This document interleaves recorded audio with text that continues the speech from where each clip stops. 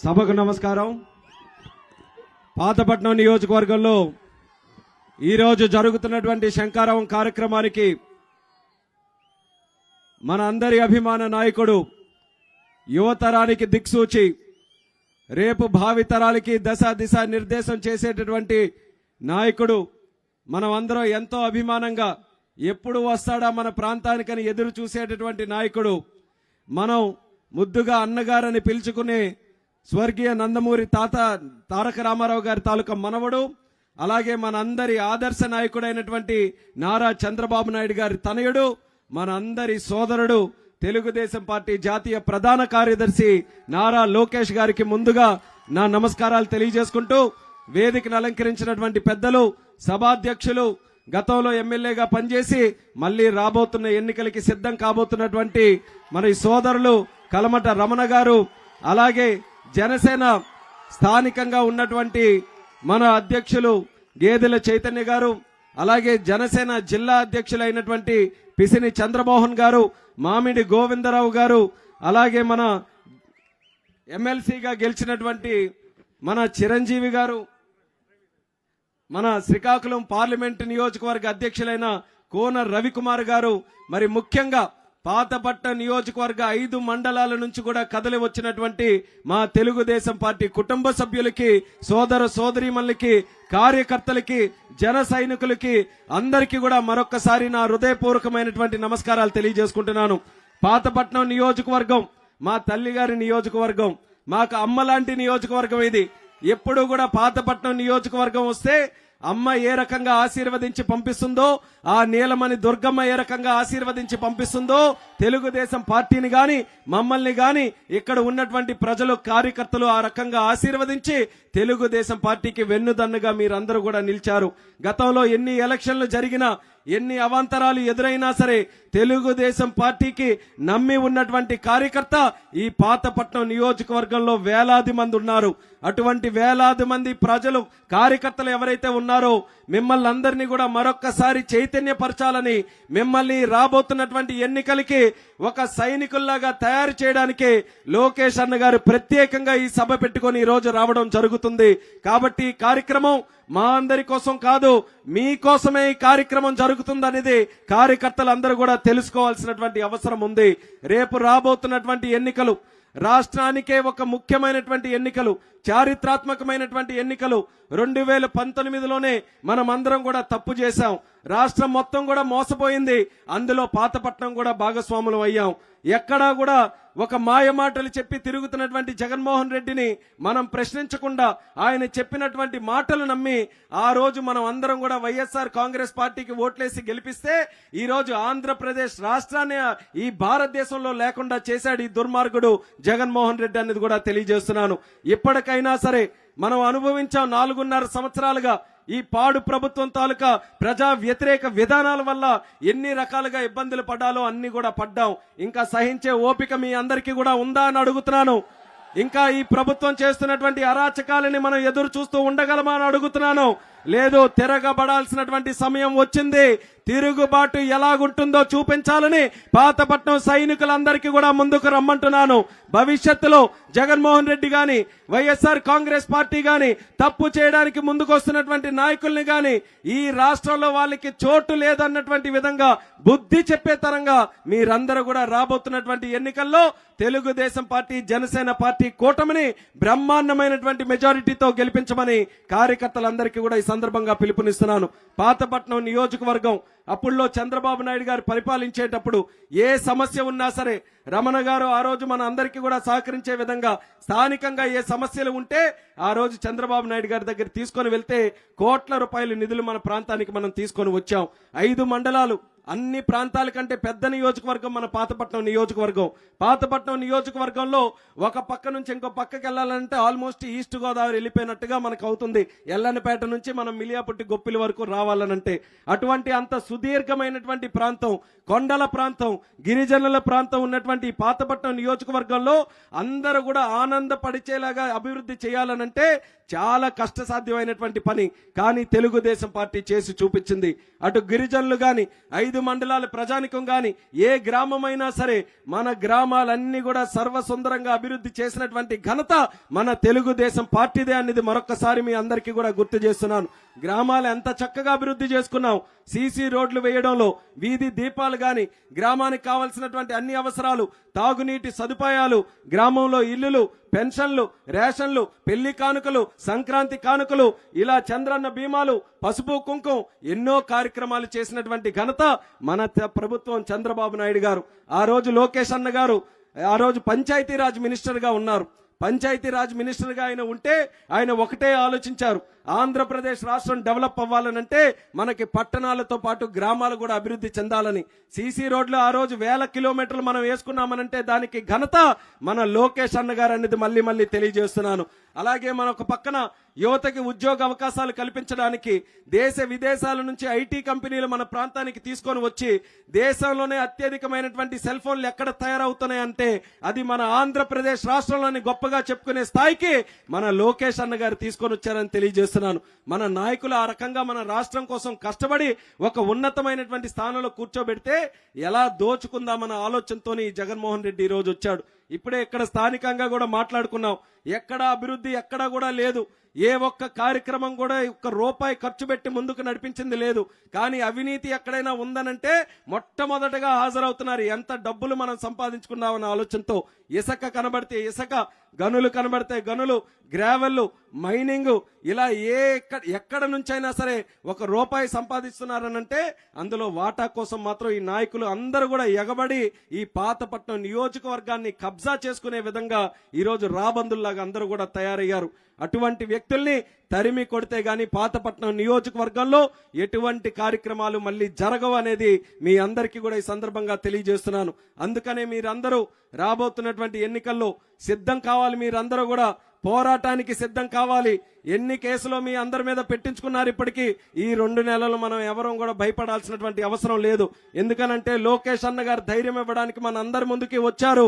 ఏ కష్టం వచ్చినా సరే, మీకు ఎటువంటి ఇబ్బందులు ఉన్నా సరే లోకేష్ అన్నగా నేను మీ వెంట ఉంటాననే ధైర్యం ఆయనే మీ అందరికీ కూడా ఇస్తున్నారు. కాబట్టి నిర్భయంగా మీరందరూ కూడా ఎన్నికల్లో పోరాటం చేయాలని మరొకసారి మీ అందరికీ పిలుపునిస్తున్నాం.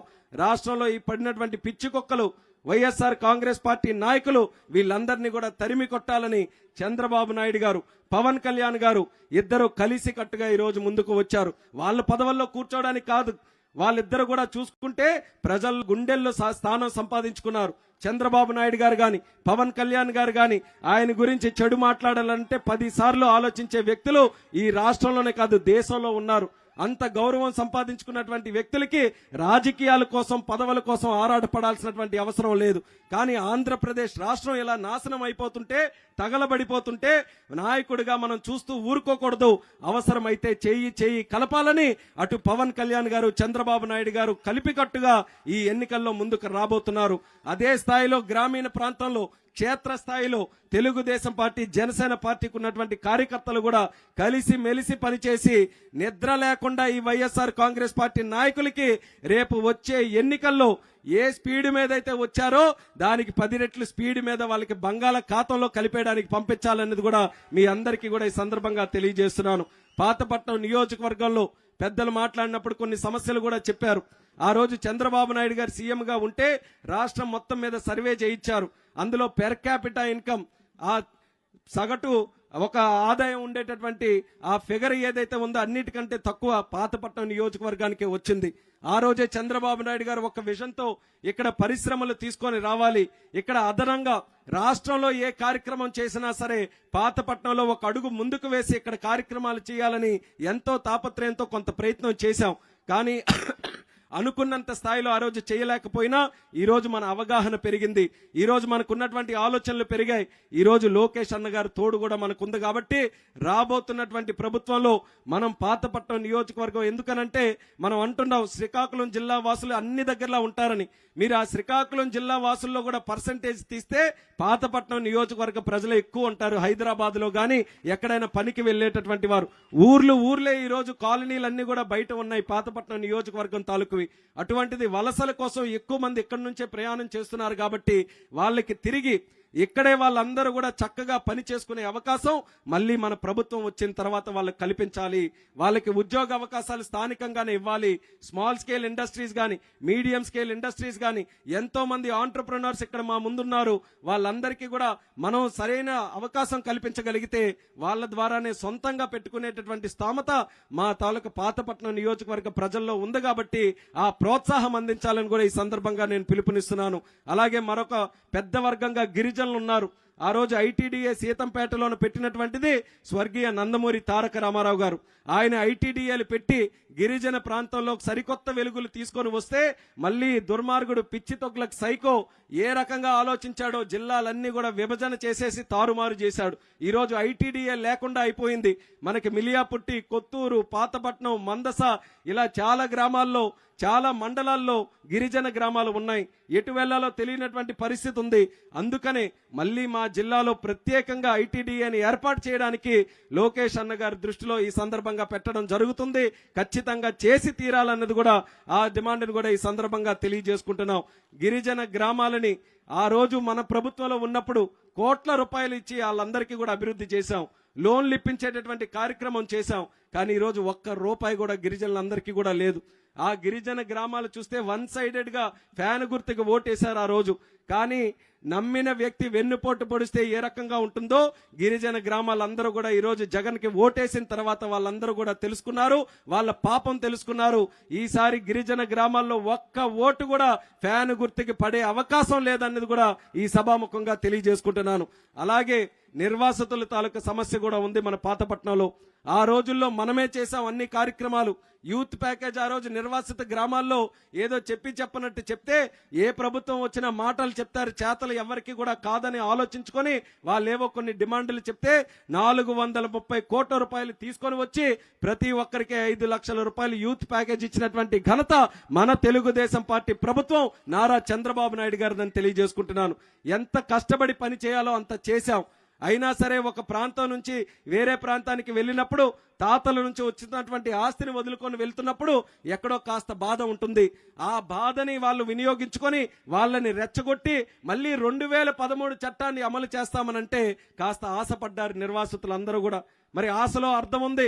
కానీ ఆశించి మీరు అందరూ ఓట్లు వేసుకున్నటువంటి వ్యక్తులు మీకు ఎవరికైనా న్యాయం చేయగలిగారా అని నిర్వాసిత గ్రామాల నుంచి వచ్చినటువంటి వారికి అడుగుతున్నాను. 2013 చట్టంలో ఒక్క రూపాయి అంటే ఒక్క రూపాయి వాళ్ళు ఎవరికి కూడా ఇవ్వలేదు. మాట్లాడడానికి కూడా ఏ ఒక్క నాయకుడు కూడా ఈ రోజు రావట్లేదు. అంటే ఓట్లు వేసినప్పుడు మాత్రం దర్జాగా వచ్చి మీ అందరికీ ఎన్ని హామీలు ఇవ్వాలో అన్ని హామీలు ఇచ్చారు. ఆకాశంలో ఉన్న చంద్రుడు కావాలనంటే 1 కాదు 2 చంద్రులను మీకు తెచ్చి చూపిస్తా అన్నారు. నక్షత్రాలు కావాలనంటే 10 ఏంటి 20 నక్షత్రాలు తీసుకోండి జగన్మోహన్ రెడ్డి అనుకుంటే ఏదైనా సాధిస్తాడని చెప్పి మాయ మాటలు చెప్పి అన్ని ఓట్లేశారు. తీరా ఈరోజు చూసుకుంటే పంగనామాలు పెట్టారు. అందరికీ కూడా ప్రతి ఒక్కరికి కూడా ఈరోజు పంగనామాలు పెట్టి ఈ రాష్ట్రాన్ని సర్వనాశనం చేసే పరిస్థితికి వచ్చారు. ఇప్పటికైనా మనం మేలుకోవాలి, మన రాష్ట్రాన్ని మనం కాపాడుకోవాలి, మన రాష్ట్రం తాలూకా భవిష్యత్తుని మనం కాపాడుకోవాలి. అది చేయగలిగినటువంటి సత్తా చంద్రబాబు నాయుడు గారు, పవన్ కళ్యాణ్ గారి దగ్గరే ఉందన్న ఆలోచనతో మీ అందరికీ కూడా పిలుపునిస్తున్నాను. వచ్చే ఎన్నికల్లో కష్టపడి మనం అందరం కూడా పనిచేసి రాబోతున్నటువంటి ఎన్నికల్లో తెలుగుదేశం పార్టీని గెలిపించుకొని చంద్రబాబు నాయుడు గారిని మళ్ళీ ముఖ్యమంత్రి చేయవలసిందిగా పాతపట్నం నియోజకవర్గ ప్రజలందరికీ కూడా మరొకసారి నేను పిలుపునిస్తున్నాను. అలాగే మన పక్కన రైల్వే స్టేషన్ ఉంది. ఆ రైల్వే స్టేషన్ కూడా ఈరోజు అభివృద్ధి జరుగుతుంది. పట్టుబట్టాం. అక్కడ పట్టుబట్టి ఈ యొక్క ప్రాంతానికి ఆ రైల్వే స్టేషన్ సుందరంగా తయారు చేయాలని ఎన్నో సందర్భాల్లో మాట్లాడితే ప్లాట్ఫామ్ హైట్ కూడా ఈరోజు పెరిగే పరిస్థితికి వచ్చింది. రేపు రాజ్యరాణి ఎక్స్ప్రెస్ ను కూడా ఆపేటటువంటి పరిస్థితి నేను తీసుకొని వస్తానని కూడా ఈ సందర్భంగా పిలుపునిస్తున్నాను. కేంద్ర పరంగా చాలా కార్యక్రమాలు మన జిల్లాలో చేశాం. ఈ యొక్క పాతపట్నం నియోజకవర్గంలో కూడా కేంద్రానికి సంబంధించి ఎటువంటి కార్యక్రమాలు ఉన్నా గతంలో మీరు చూశారు. మనకి బ్రిడ్జ్ కూడా రొమదల దగ్గర బ్రిడ్జ్ కూడా ఉన్నప్పుడు మనమే పార్లమెంట్ లో గట్టిగా ప్రశ్నిస్తే నత్తనడకన ఉన్నటువంటిది అది కూడా ముందుకు నడిపించే పరిస్థితికి వచ్చారు. ఇలా ఏ సమస్య ఉన్నా సరే మనం అన్ని రకాలుగా పోరాటం చేస్తున్నాం. కానీ అధికారం మన చేతుల్లో ఉంటే ఇంకా బ్రహ్మాండమైన కార్యక్రమాలు మనం అన్ని కూడా చేయొచ్చు. అది సాధించడం కోసం అందరం కూడా కలిసికట్టుగా కృషి చేయాలని మళ్ళీ సందర్భంగా తెలియజేసుకుంటున్నాను. పాతపట్నం నియోజకవర్గం అంటే ఒక మారుమూల ప్రాంతంగానే ఎప్పుడూ ఉండిపోతుంది. అటువంటి ప్రాంతానికి ఈరోజు ప్రాధాన్యత ఇచ్చి లోకేష్ అన్న గారు ఇక్కడికి రావడం నిజంగా నాకు ఎంతో ఆనందంగా ఉంది. బాధ ఏంటంటే 7 నియోజకవర్గాలు అన్నీ అయిపోయినాయి. ఈ రోజుతోని మళ్ళీ వెళ్ళిపోతున్నాడు నెక్స్ట్ పాలకొండ. అందరం కూడా మిస్ అవుతాం లోకేష్ అన్న గారు మిమ్మల్ని. నేను ఎలాగ వస్తాను, మా ప్రజలు మిస్ అవుతారు. మా ఆలోచన ఏంటంటే మీకు ఇక్కడే ఉంచేయాలని. కాబట్టి ఇప్పుడైతే మీ తాలూకా ప్రయాణం రాష్ట్రాని కోసం అవసరం, రాష్ట్ర యువత కోసం అవసరం, రాష్ట్ర ప్రజల కోసం అవసరం. కాబట్టి మా శ్రీకాకుళం జిల్లాలో ఉన్నటువంటి దేవుళ్ళు అలాగే ప్రజలు అందరి తాలూకా ఆశీస్సులు మా లోకేష్ అన్న గారికి ఇచ్చి మీకు రాష్ట్రం కోసమే పంపిస్తున్నాం. రాష్ట్రం మొత్తం మీద తిరగండి. మీరు ఎక్కడ అడుగు పెట్టినా సరే ఆ నేల పులకిస్తుంది, మా యువత పులకిస్తున్నారు, ముందుకు వస్తున్నారు. కాబట్టి ఖచ్చితంగా మీరు రాష్ట్రం అంతా కూడా తిరిగి మన అనుకున్నటువంటి లక్ష్యం సాధించుకొని విజయ వీరుడుగా మళ్ళీ మా పాతపట్నం నియోజకవర్గం మీరు రావాలని ఈ సందర్భంగా తెలియజేసుకుంటున్నాం. ఎంతో పవర్ఫుల్ అయినటువంటి మా నీలమణి దుర్గమ్మ ఇక్కడే పక్కనే ఉంది. ఆమె తాలూకు ఆశీస్సులు కూడా మీకుండాలి, మనందరికీ ఉండాలి, మన పార్టీకి ఉండాలని మరొకసారి కోరుకుంటూ ఇంత పెద్ద ఎత్తున విచ్చేసినటువంటి పాతపట్నం నియోజకవర్గ ప్రజలందరికీ కూడా మరొకసారి నా శిరస్సు వంచి హృదయపూర్వకమైనటువంటి నమస్కారాలు తెలియజేసుకుంటూ మీ అందరి దగ్గర సెలవు తీసుకుంటున్నాను. జై హింద్, జై జన్మభూమి, జై తెలుగుదేశం, జై చంద్రబాబు నాయుడు గారు, జై పవన్ కళ్యాణ్ గారు.